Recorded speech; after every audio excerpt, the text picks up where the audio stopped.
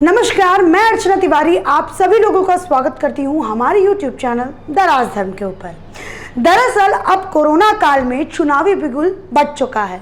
अब जो विधानसभा के चुनाव होने वाले हैं बिहार में, फिर उसके बाद यूपी में, फिर बंगाल में, तो इसको लेकर के अमित शाह जी ने आज वर्चुअल रैली करी और अपने वर्चुअल रैली में उन्होंने बंगाल को निशाना बनाया। बंगाल के मुख्यमंत्री को सीधा सीधा अमित शाह ने अपने शायराना अंदाज में उनको एक बात कही कि अब ममता बनर्जी की गुंडागर्दी की जो सरकार है बंगाल से हटना पड़ेगा और खुद वहां की जनता ममता बनर्जी को उखाड़ करके फेंक देगी। अपने वर्चुअल भाषण में अमित शाह जी ने शुरुआत करी फेमस कवि दुष्यंत कुमार की एक कविता से, जो कि कुछ इस तरीके से है। हो गई है पीर पर्वत सी पिघलनी चाहिए, इस हिमालय से कोई गंगा निकलनी चाहिए, सिर्फ हंगामा खड़ा करना मेरा मकसद नहीं, सारी कोशिशें हैं कि ये सूरत बदलनी चाहिए। इन चार पंक्तियों के साथ अमित शाह जी ने अपने भाषण की शुरुआत करी और कहा कि मैं सिर्फ हंगामा खड़ा करना नहीं चाहता हूँ, मेरी सारी कोशिशें हैं कि मैं बंगाल की सूरत बदल दूं। और तो और अमित शाह जी ने ममता बनर्जी पे ये निशाना साधते हुए कहा, जैसे ही भारतीय जनता पार्टी की सरकार वेस्ट बंगाल में आएगी वैसे ही हम आयुष्मान योजना को लागू करेंगे, क्योंकि बार बार ममता बनर्जी अपने स्टेट के अंदर केंद्र से लाई गई योजनाओं को लागू नहीं करती हैं, जिससे हमारे किसान भाइयों को, हमारे गरीब लोगों को, हमारे जो वहाँ के लोग हैं उन लोगों को बहुत पीड़ा होती है, जिसको अब मैं बदलना चाहता हूँ। और तो और अमित शाह जी ने कहा कि मैं इस 303 सीटों से उतना खुश नहीं हूँ जितना मैं वेस्ट बंगाल के उन 18 सीटों से हूँ कि जिसको देख करके आज ऐसा लगता है कि सच में भारतीय जनता पार्टी ने वेस्ट बंगाल के अंदर अपनी पकड़ को बनाई है और वहाँ की जनता सच में एक परिवर्तन चाहती है। और इस विधानसभा चुनाव में तो पक्का यही होगा कि दीदी को अपनी कुर्सी छोड़ करके भागना पड़ेगा और भारतीय जनता पार्टी वहाँ के लोगों की सेवा में फिर से भारी बहुमत के साथ आएगी। मैं आपको ये बात बताना चाहूँगी कि अमित शाह जी ने इन 18 सीटों का, जो लोकसभा इलेक्शन में उनको बंगाल में 18 सीट मिले थे, इनका खास विवरण क्यों किया है, इनके बारे में खास बातचीत क्यों की है, क्योंकि मैं आपको बताना चाहती हूँ कि 2011 में जब विधानसभा के चुनाव हुए थे तब उस समय भारतीय जनता पार्टी को 0 सीट मिले थे। जब 2014 में भी वहाँ पे इलेक्शन लड़ा गया था तब भी भारतीय जनता पार्टी को केवल मात्र 2 सीट मिले थे। और जब 2019 के लोकसभा चुनाव में भारतीय जनता पार्टी को 18 सीट मिले और वोट प्रतिशत भी कई हद तक बढ़ा, तब जाकर के अमित शाह जी ने ये बात कही कि मेरे लिए ये 18 सीटें बहुत महत्वपूर्ण हैं। और तो और अमित शाह जी ने ममता बनर्जी के ऊपर सीए कानून को लेकर भी निशाना साधा। कहा कि जिस सीए कानून का आप इतना तेजी से विरोध कर रही हैं, यही कानून आपको वेस्ट बंगाल में हराएगा। मैं आपको बताना चाहती हूँ 2 ऐसे समुदाय के बारे में जो कि वेस्ट बंगाल के हर इलेक्शन में, फिर चाहे वो लोकसभा का हो, विधानसभा का हो, दोनों ही इलेक्शन में बहुत ज्यादा महत्वपूर्ण है। पहला समुदाय है नामशुद्ध और दूसरा समुदाय है मतुआ समुदाय। और इन दोनों समुदाय और ये दोनों ही समुदाय वेस्ट बंगाल के इलेक्शन में अपना पूरा योगदान देती हैं। मैं आपको बताना चाहती हूँ कि ये दोनों ही शरणार्थी के रूप में बांग्लादेश से आए थे और इनका ख्याल ममता बनर्जी केवल मात्र इसलिए रखती हैं क्योंकि ये उनके लिए एक वोट बैंक है। रोहिंग्या मुसलमानों का तो वो जम के समर्थन करती ही करती हैं और इन लोगों के भी वोट से वो पिछले जब 2011 के इलेक्शन में वो जीती थी तो इन लोगों की वजह से ही जीती थी। मैं आपको बताना चाहती हूँ कि अकेले नामशुद्ध समुदाय है वो है 2.87 करोड़ की जनसंख्या और जो मतुआ समुदाय है वो लगभग 2.5 करोड़ की है। मतलब इन दोनों समुदाय का अगर आंकड़ा देखा जाए तो लगभग 5 करोड़ से भी ऊपर है, जो कि सीधे किसी भी इलेक्शन में जीतने में अपना सबसे ज़्यादा योगदान देती हैं। और जब सीए का ममता बनर्जी ने विरोध किया तो क्योंकि ये हैं एक शरणार्थी, ममता बनर्जी सीए का विरोध इसलिए कर रही थी क्योंकि वो वेस्ट बंगाल में रोहिंग्यों को बसाना चाहती हैं, मुस्लिम्स को वहाँ पे बसाना चाहती हैं।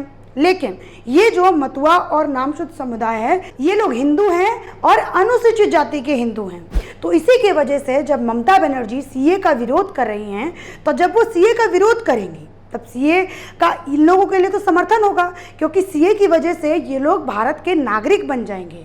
और जब ममता बनर्जी ने सीए का विरोध किया तो ये दोनों के दोनों समुदाय भाजपा प्रेमी हो गए। और अब शायद एक ये भी बहुत बड़ा फैक्टर हो सकता है कि ये जो दोनों समुदाय, जो कि 5 करोड़ से ऊपर इनकी संख्या है, ये भाजपा को जाके अपना समर्थन दे दें और वेस्ट बंगाल का जो विधानसभा इलेक्शन होगा ये भाजपा को वहाँ पे फायदा हो सीए कानून की वजह से। लेकिन ममता बनर्जी, उन्होंने अपना दिमाग नहीं लगाया। हालांकि उन्होंने चुनावी और राजनीतिक दाव पेच खेलने वाले मास्टरमाइंड प्रशांत किशोर को भी अपना सहयोगी बनाया था। प्रशांत किशोर को एक अवसर दिया था कि वो वेस्ट बंगाल में आए, रणनीति बनाएं और वेस्ट बंगाल की प्लानिंग प्लॉटिंग करें, जिससे ममता बनर्जी वापस से वेस्ट बंगाल की तीसरी बार मुख्यमंत्री बन जाए। तो लेकिन प्रशांत किशोर ने ये बात कही कि ममता बनर्जी अगर वेस्ट बंगाल में हारेंगी तो इस बार केवल मात्र अपने कार्यकर्ता और अपने नेताओं के कारण हारेंगी, क्योंकि वेस्ट बंगाल में इतना ज़्यादा ही करप्शन हो गया है कि सारी जनता के सामने आ चुका है और ममता बनर्जी का जितना भी कांड है वो सब जनता के सामने आ गया है। अगर वेस्ट बंगाल में ममता बनर्जी हारती हैं तो केवल मात्र अपने करप्शन के वजह से हारेंगी। पिछले वीडियो में आप लोगों को बताया था कि कैसे वेस्ट बंगाल के गवर्नर, खुद गवर्नर ममता बनर्जी पर ये इल्ज़ाम लगा रहे हैं कि वो पीडीएस घोटाले में शामिल थी। अब मैं आपको बताना चाहती हूँ कि इस पीडीएस घोटाले में था क्या। मतलब केंद्र सरकार ने लॉकडाउन के समय गरीबों में वितरण करने के लिए और जो वहाँ के ज़रूरतमंद थे उनको राशन देने के लिए राशन दिया था वेस्ट बंगाल की सरकार को। लेकिन उस समय उन्होंने वो राशन ज़रूरतमंदों को ना दे करके अपने कार्यकर्ता और कई सारे ऐसे टीएमसी के नेता उसमें शामिल थे, खुद ममता बनर्जी में इसमें शामिल थी इस घोटाले में। तो ये भी एक बहुत बड़ा कारण हो सकता है। और अगर आपको मैं बताऊं कि अभी हाल फिलहाल में वेस्ट बंगाल में अम्फन तूफान आया है, इस तूफान में भी केंद्र सरकार की तरफ से जितनी भी ज़रूरत की सुविधाएं पहुंचाई गई थी, जितनी भी पैसे वेस्ट बंगाल की सरकार को दी थी, उसमें भी वेस्ट बंगाल की सरकार ने घोटाला किया था। तो इन सब बातों से तो यही समझ में आता है कि शायद इस बार ऐसा हो सकता है कि ममता बनर्जी को बंगाल छोड़ना पड़े। और बंगाल की दीदी हैं वो, इन्होंने पूरा जोर शोर से ये तैयारी कर ली थी कि इस बार भी वही मुख्यमंत्री बनेंगी। लेकिन शायद इस सीए कानून से उनका घोटाला बाहर आने की वजह से और उनकी गुंडागर्दी बाहर आने की वजह से वो इस बार अपनी कुर्सी को खो सकती हैं। अब उनकी गुंडागर्दी का आप लोगों को बताते हैं। अमित शाह ने अपने वर्चुअल भाषण में ये कहा कि ममता बनर्जी अपने 10 साल के कार्यकाल का रिजल्ट दे और ये बताएं कि उन्होंने 10 साल में कितना काम किया है। हम भी बताएंगे कि हमने केंद्र में अभी 6 साल हो गए हैं मोदी गवर्नमेंट को, कि हमने कितना काम किया। लेकिन आप भी बताएं कि आपने अपने स्टेट में इन 10 सालों में कितना काम किया है। लेकिन आप हमें ये मत बताइएगा कि आपने कितने भाजपा कार्यकर्ताओं को पिटवाया है और कितने भाजपा कार्यकर्ताओं को आपने मरवाया है। अब मैं आपको बताती हूँ कि वेस्ट बंगाल में भाजपा के कितने कार्यकर्ता अभी तक मारे गए हैं। करीबन 80 से भी ऊपर वेस्ट बंगाल में भाजपा के कार्यकर्ता मारे गए हैं टीएमसी की तरफ से। ये जो 80 मैं आप लोगों को बता रही हूँ कि 80 भाजपा के कार्यकर्ता टीएमसी के कार्यकर्ता की तरफ से मारे गए हैं, तो ये तब का आंकड़ा है 2019 का। चलिए मैं हाल फिलहाल का आपको बताती हूँ कि हाल फिलहाल टीएमसी के कार्यकर्ता, जो कि कार्यकर्ता कम गुंडा ज़्यादा हैं, उन्होंने किस तरीके से भाजपा के 2 कार्यकर्ता जो कि हस्बैंड वाइफ थे, वाइफ का नाम था सोनाली बीवी, हस्बैंड का नाम था सद्दाम गाजी, और उनकी जो वाइफ थी वो 3 मंथ्स की प्रेग्नेंट थी, और उनके ऊपर टीएमसी के गुंडों ने वार किया। उससे क्या हुआ कि उनकी बीवी का, वो जो 3 महीने की वो प्रेग्नेंट थी, एक आप समझिए गर्भवती महिला, और उसका मिसकैरेज हो जाता है केवल मात्र ममता बनर्जी की पार्टी के उन गुंडे कार्यकर्ताओं की वजह से। भाई उस नवजात शिशु की क्या गलती थी, उस महिला की क्या गलती थी और उस कार्यकर्ता की क्या गलती थी? केवल मात्र इतनी कि वो भाजपा की है। इस वजह से आपने वेस्ट बंगाल को एक जंग का अखाड़ा बना रखा है। यहाँ पे ऐसा नहीं लगता है कि लोकतंत्र है, यहाँ पे लगता है कि प्रजातंत्र है, और रानी जो है वो ममता बनर्जी हैं और लोगों को केवल मात्र अपनी उंगलियों पे नचाने का काम करती है। ये तो चलिए था एक पहला एग्जाम्पल। अब मैं आप लोगों को एक दूसरा एग्जाम्पल बताती हूँ। अभी कल ही एक बीजेपी के वेस्ट बंगाल के एक बड़े नेता सब्यसाची दत्ता, उनके ऊपर टीएमसी के गुंडों की तरफ से जानलेवा हमला हुआ, और हमला इतना ज़्यादा भयानक था कि आज वो पूरी तरीके से घायल हैं। तो सोचिए कितनी बुरी स्थिति हो चुकी है वेस्ट बंगाल में, और बार बार ममता बनर्जी अपना गुंडा राज जो वेस्ट बंगाल के अंदर दिखा रही हैं। तो ऐसा ही प्रतीत होता है कि शायद इस बार के विधानसभा चुनाव में वेस्ट बंगाल में ममता बनर्जी की सरकार ना रहे।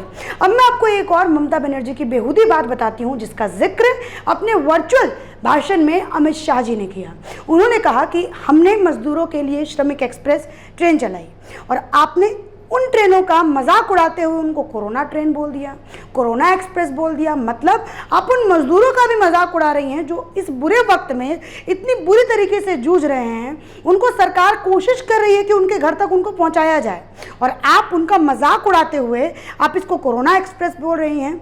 देख लीजिएगा, यही जो आप जिनको कोरोना बोल रही हैं, जिनको कोरोना एक्सप्रेस आप बोल रही हैं, वही आपको वेस्ट बंगाल की सत्ता को हराने में सबसे ज़्यादा अपना योगदान देंगे। अब मैं आपको बताती हूँ कि जिस तरीके से वेस्ट बंगाल की सरकार जिस तरीके से केंद्र की निकाली हुई योजनाओं की धज्जियाँ उड़ाती है, उसका एक और एग्जाम्पल सुनिए।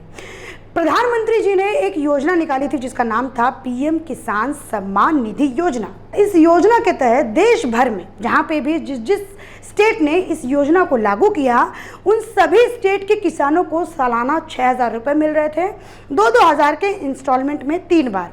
लेकिन आपको पता है, वेस्ट बंगाल की सरकार ने इस चीज़ को लागू ही नहीं किया। जहाँ पे लॉकडाउन के समय आप मानिएगा नहीं, 8 करोड़ किसानों को इसका फ़ायदा हुआ।